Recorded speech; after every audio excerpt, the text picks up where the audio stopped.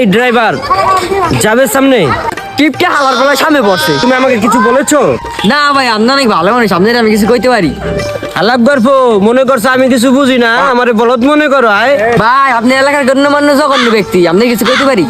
তোমার বাপে এত ভালো মানুষ বেটা, আর তুমি বেটা এই জাবরার করে কি হয়েছো? আয় তুমি ভালো একটু বেদব হয়ে গেছো, তোমাকে আমি পরে দেখে নেব।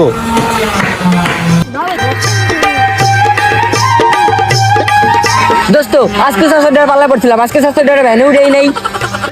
শালায় আমার থেকে 500 টাকা ধার নিছে, দেওয়ার কোনো নামই নাই, উল্টা আমার থেকে আবার টাকা স্যার। শেষ আমি কয়েন থেকে একটা উচিত শিক্ষা দিলাম, অহনো সময় আছে ভালো। no, no, no.